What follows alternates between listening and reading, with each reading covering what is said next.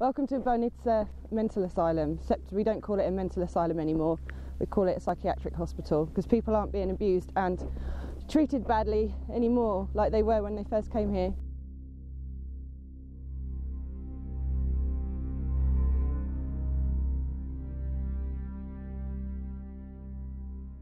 I did my degree in psychology and forensic psychology, and when I thought I would graduate and end up in mental health, I didn't expect to actually be standing here doing a tour about how psychology, when it wasn't understood enough yet, made a lot of people suffer and die and then move on to maybe nowhere.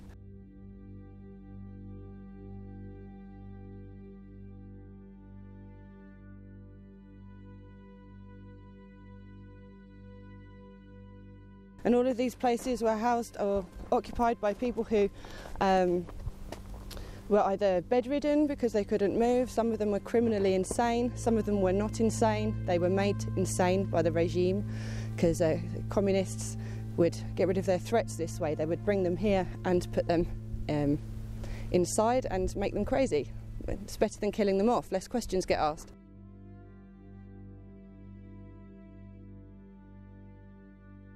I've always been in touch with the spirits, and it's my favourite thing to do other than psychology. So when I found myself here amongst this, just to see it, after researching it way before I came here for a tour, it was mind-blowing to then have the privilege to stand in such a place, talk about the things that happened and how important our movements on in psychology are, and then of course move on to my favourite place, and that's the other side, where the cemetery is. And our ghosts from here still exist very much around, and hopefully you'll see some of that if you come with me. Well, now we're at the asylum. We were previously standing where people used to be alive and in the Bohnice Asylum, and now we are standing where they are very much dead, but the asylum still lives on right here.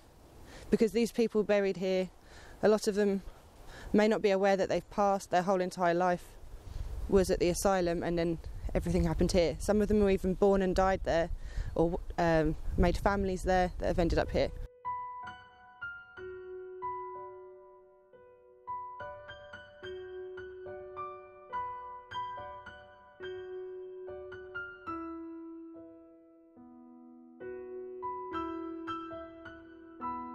So this is one of my favourite spots in the cemetery because it's one of the only graves that's left standing up as it was, and it's very beautiful.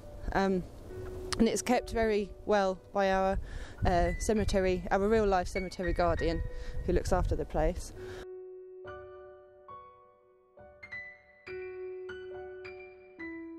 This poor lady couldn't be with her children or people she loved because her brain started to shrink. So unfortunately they tried to treat her with all different things that we now know will kill you, like malaria. If you infect someone with malaria, it won't cure their schizophrenia, it will kill them. And it means that she couldn't be with her children anymore. She couldn't have the memories even of her children and her husband because she was dying, and they didn't know how to stop her being in pain. And she was isolated because her screaming would disturb everybody else. So poor Maria really did lose a lot when she died, when she lost the use of her brain properly. So this explains why people have had such strong reactions, especially a pregnant lady who was here on my tour, and other women. It's very interesting to see how different women react at certain times of their lives as well, if you know what I mean.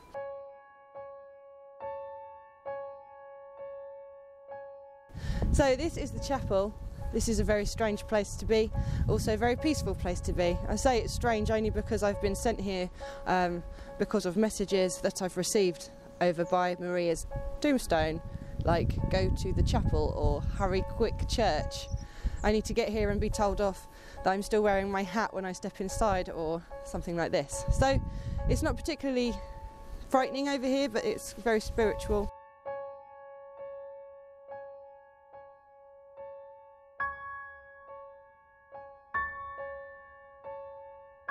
Those trees up here are like big hands open to the heavens or whatever the belief system is of whatever's up there, but it's pulling all the light in and it's open, or maybe it's even showing people where they can go. I don't know.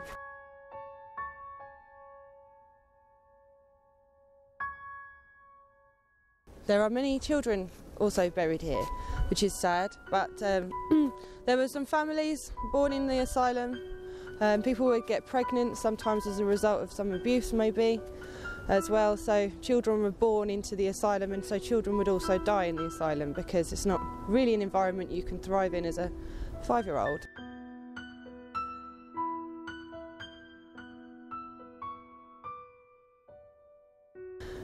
We've had interesting interactions with what we believe to be a small girl on more than one occasion.